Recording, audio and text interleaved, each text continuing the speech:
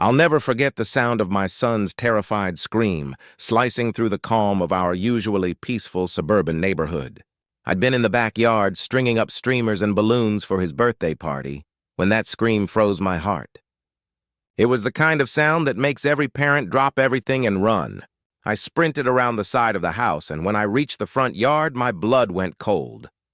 There, on the pavement, my 10-year-old son Tommy was on the ground, sobbing. Hovering over him was a red-faced woman in her 50s, her hands locked tightly around the handlebars of his brand-new mountain bike. "The bike I had given him was not even an hour earlier. This isn't yours. Put it down right now," she shrieked, yanking the bike away as Tommy clung to it through his tears.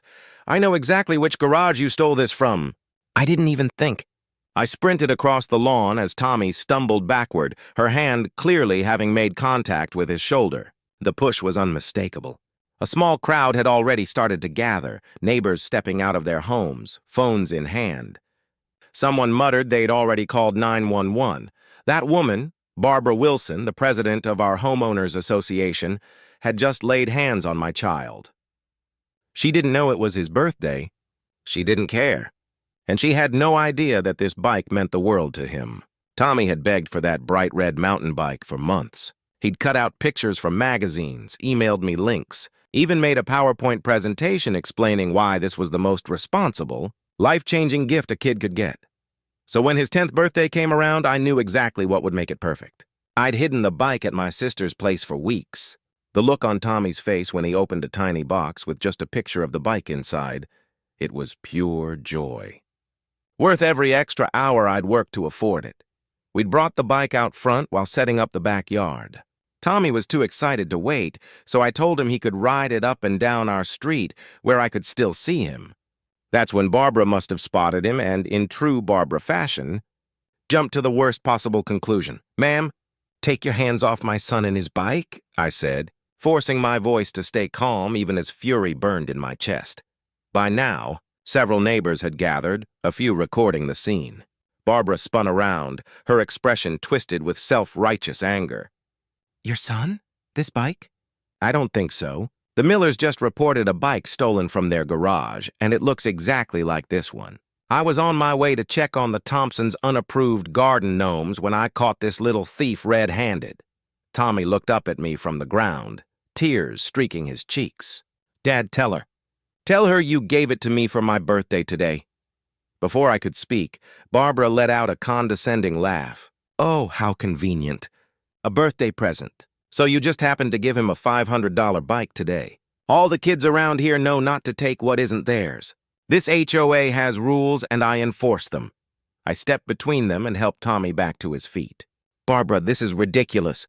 It's his birthday. There are decorations in our backyard, wrapping paper in the trash, and I have the receipt for this bike in my wallet." "You're making a huge mistake," she scoffed, jabbing a finger at me. "So you're teaching your son to lie too. The apple doesn't fall far from the tree. I always knew there was something off about your family moving in here.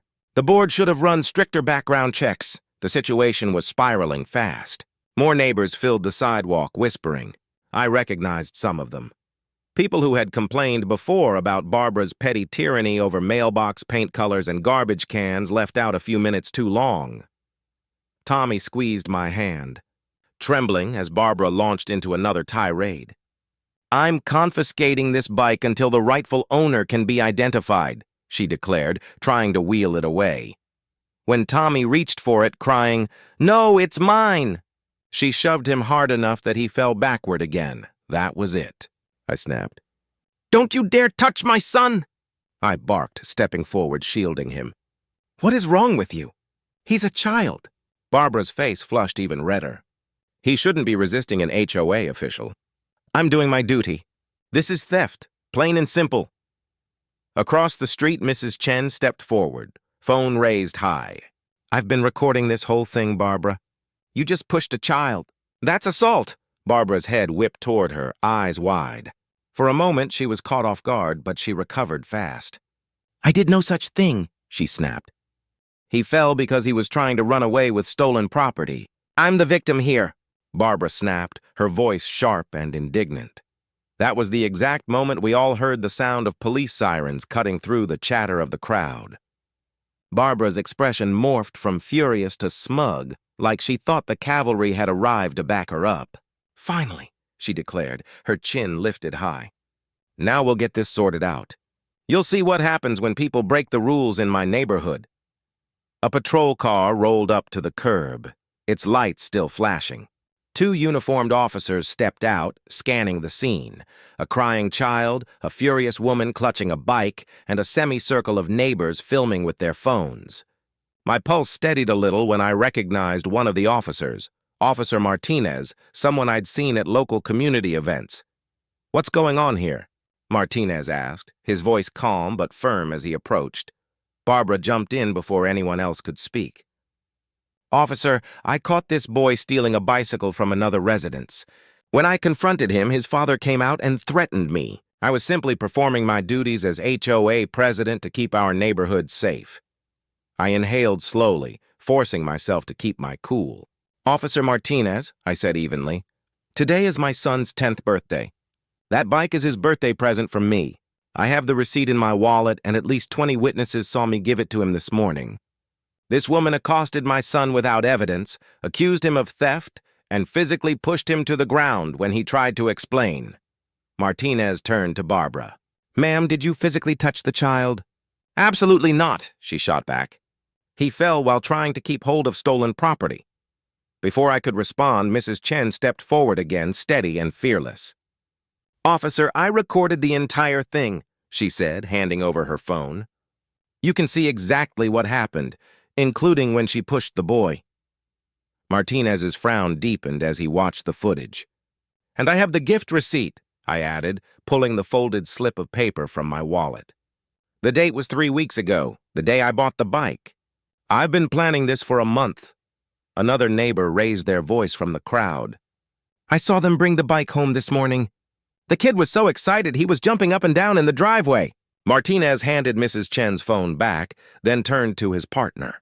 They exchanged a brief, quiet conversation before both officers faced Barbara. "Ma'am, I'm going to need you to step away from the bicycle," Martinez said, his tone now clipped and authoritative. Barbara blinked rapidly, her bravado slipping. But I'm the HOA president. This is my responsibility to—" "Ma'am," Martinez interrupted, his patience gone. "Based on the evidence, video footage, multiple witness statements, and the owner's receipt, you physically assaulted a minor and attempted to take property under false pretenses." Barbara's jaw fell open. "That's absurd. I was protecting our community."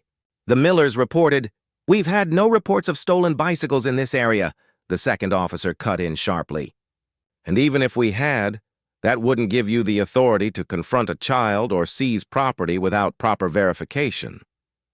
While the officers spoke with her, I knelt beside Tommy. His cheeks were still streaked with tears, his hands clutching the handlebars like they were a lifeline.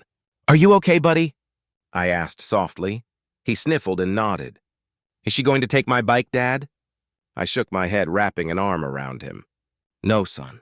That's your bike. No one is taking it from you." The situation shifted in an instant. "Barbara Wilson," Martinez announced. "Place your hands behind your back." Her head jerked toward him. "What?" "You're under arrest for assault on a minor and attempted theft. You have the right to remain silent." A collective gasp rippled through the neighborhood as Martinez read her rights. Barbara's face drained of color. "This is outrageous. Do you know who I am?" "I'll have your badge. I'll sue this entire neighborhood," she screeched as the officers gently but firmly escorted her toward the squad car. Tommy stared, wide-eyed. "Dad, is she really getting arrested because of me?" He squeezed his shoulder. "No, buddy. She's getting arrested because of what she did. No one, no matter who they are, has the right to hurt you or take what's yours. Not even an HOA president."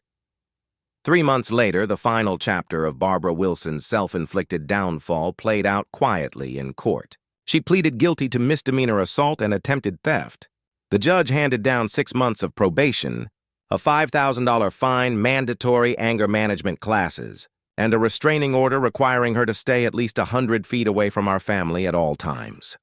The HOA board held an emergency session the week after her arrest. The vote to remove her was unanimous. The last time I saw her, Barbara was loading boxes into a moving truck in front of her house. She paused for just a second when our eyes met across the street. Her face was a swirl of humiliation, fury, and something like defeat. She didn't say a word, just turned and disappeared inside, slamming the door behind her, and for the first time in years, our street felt quiet again.